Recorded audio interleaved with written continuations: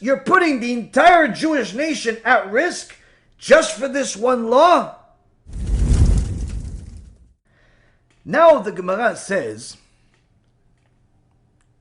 what if they tell you that, listen, we see that you guys have a custom. You Jews have a custom. The Gemara uses a hypothetical example. You Jews wear a certain color of shoelaces. Let's call it white. The Greeks like green. We want you to change your shoelace. Now, is this one of the cardinal sins? No, we just said what the cardinal sins are. But the Gemara says, you may have to die for the sake of that custom. Now, if a person learns this Gemara without having a Torah scholar, a rabbi to feed off of to see what's going on here, they're going to arrive at a certain wrong conclusion. Either they're going to think you have to die for everything, simply you're just not going to live, or this is simply not relevant, and it's just exaggeration by the sages, or it's just something that is not related to our generation, or any generation, and in so many words, maybe there's even a mistake, God forbid, in the oral Torah. Now, a person that doesn't read with someone that actually knows what's going on is going to arrive at a wrong conclusion. Why? Because you told me what the three cardinal sins are. How is a shoelace a cardinal sin? How is a custom a cardinal sin? So the Gemara says, yeah, maybe it's Shat Hashmad. Maybe it's a time where the Gentiles are simply trying to either kill us or us adapt to their laws. So a person that reads it by himself says, yeah, okay, but there is no law of shoelaces. Why should I die over a shoelace? Why should I die over shoes? Why should I die over a jacket? Why should I die over a headband? Why? So if a Gentile reads this, he says, see, these sages, they don't know what they're talking. They're crazy. They're telling their own people to die over a shoelace. If the ignoramus reads it, he's going to arrive, he's like, oh, listen, it's probably not relevant. Maybe it's the mistake. Maybe it's not halacha. But the truth is, this is halacha. One has to understand it, though. If we go a little further, we go into the Gemara, Masechet Bava Kama, on page 38a. The Gemara has a story of what happened years ago at the time of the control by the Romans. And the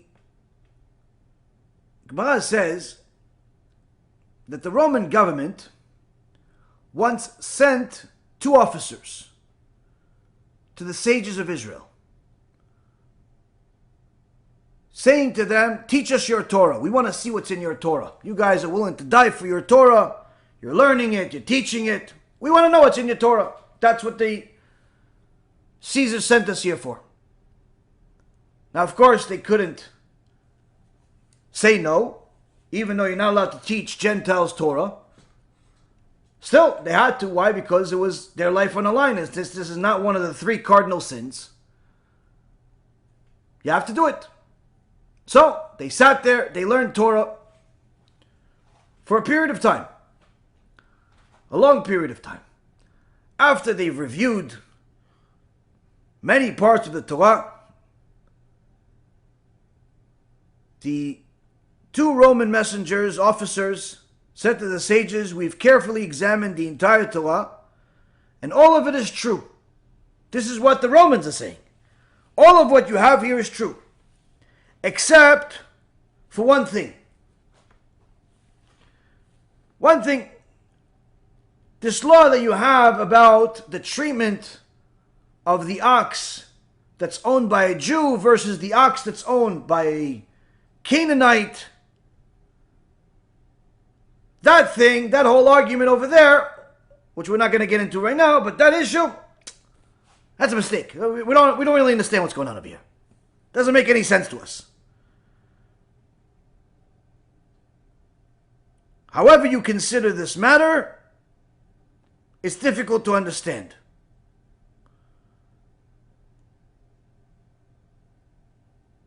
But we're not going to report this to the authorities. Meaning, even though this law that you have in your Torah is really sounds like it's demeaning for the Gentile nations, because the treatment of your Jewish ox is better than the treatment of the Gentile ox, we're not going to report it. In so many words, saying to them that they like the Torah, they appreciate it, they respect it, and they're not going to go and say anything about it that's negative to the Caesar that could easily kill as many Jews as they want. So the Chachamim ask, they're looking at this Gemara, looking at this story, and the simple question is, wait, at this time that they're learning, the oral Torah details of this ox, the Gentile ox, the Jewish ox, and the rest of what they learned is all orally being taught. It's not books.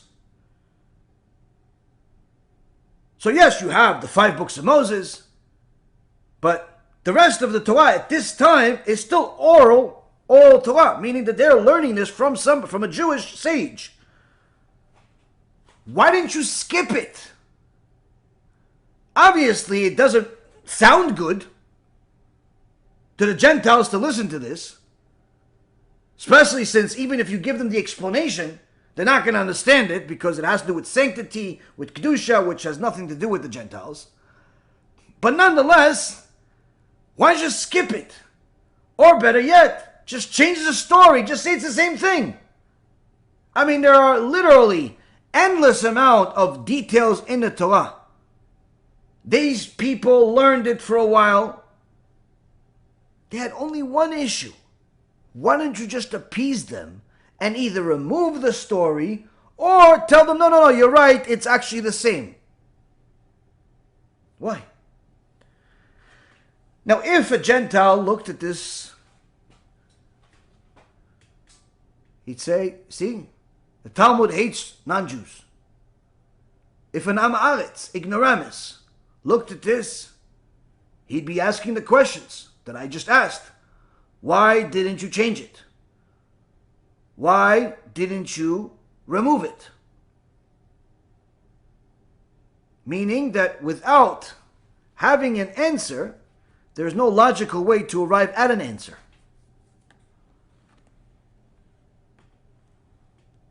Now, the Gemara in Masechet Sanhedrin, page 88b, says that until the generation of the Talmidim, the students of Shammai and Hillel, meaning after Shammai passed away and after Hillel passed away, they had 2 yeshivot, each one had the yeshivot, and they had their scholars in there. Until that point, from the time of Moshe Rabbeinu, all the way until Shammai and Hillel, there was no Makloket. There was no debates. Everything was as clear as day. The Rambam, in his introduction to the Mishnah, goes over the details of how the Torah transported from generation to generation, from who to who, how the details, and also when the debates began, and why there's even debates. Was there always debates? And all of those details. So the Gemara here on page 88 of Masechet Sanhedrin says that only when the rabbis were gone, and it was just the Talmidim, did the debates between the students of Shammai and Hillel begin. Why? Because although they studied Torah, they did not study it sufficiently because they were missing the ingredient of having a rabbi, of having their rabbi that would tell them whether their conclusion is right or wrong. Now, if a person looks at these details, they would arrive at a conclusion that it's not necessarily a good thing to have a rabbi teach somebody and explain to them, and even more so, confirm that whatever you're learning on your own and whatever conclusion you arrived is correct. But it's literally, there is no other way, because greater and smarter people than all of us have failed miserably because they lacked. Now, when it comes to the 3 cardinal sins, the Torah law is that a person has to die but not commit those 3 sins.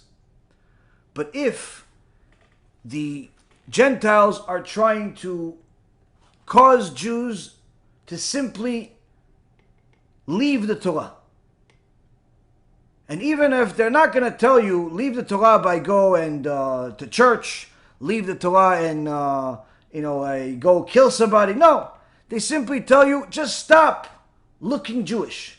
Stop acting Jewish.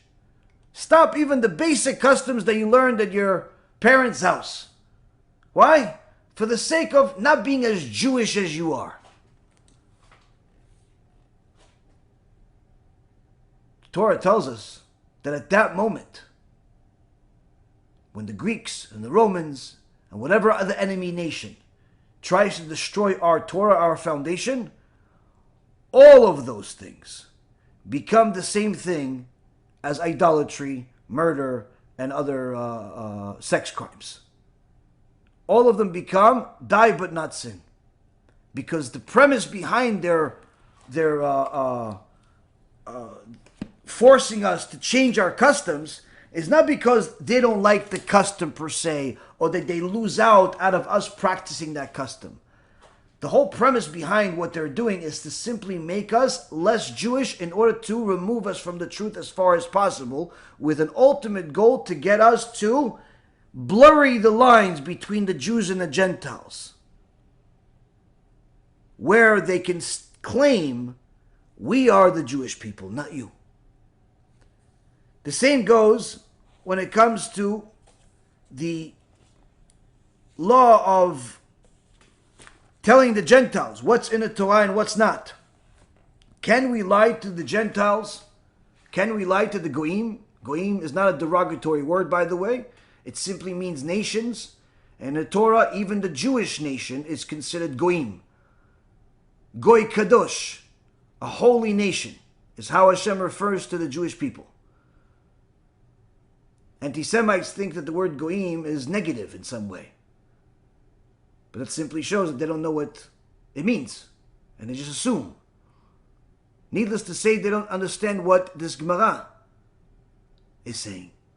When it says that the sages told those Gentiles the truth, even though they could have lied, according to logic. Even though they should have lied, according to logic. Even though telling those people the truth actually put the entire nation at risk. Because if those Gentiles didn't like the Torah and simply had that one law of how you treat this ox that's owned by the Gentile versus the ox that's owned by a Jew differently, this one law can cause a massacre, a Holocaust. So in essence, you're putting the entire Jewish nation at risk just for this one law? Yes. Why? No one has the permission to change even a single letter or word in the written or the oral Torah. Not to the Jewish people, needless to say, not to the Gentiles. Yeah, but what about life risk? No. The only life risk there is if you change the Torah, even a word of it. Even a word of it. We're not allowed to lie or omit the truth. Even if that means dying for that sake. A person that doesn't have a rabbi, doesn't have the right ideology, will simply have an impossible time understanding how could this be true? How could this be the case that we cannot simply skip this law? We are meant to be a light unto the nations, not to follow their misguided practices. Remember, every Jew has to remember that he's a Jew and she's a Jew. We don't celebrate non-Jewish holidays, even if they seem harmless. It's a zilzul, disrespect to the Torah, and could lead to Chilul Hashem, desecration of God's name. Stick to our holy Torah and our own holidays. That's the path of a true Jew.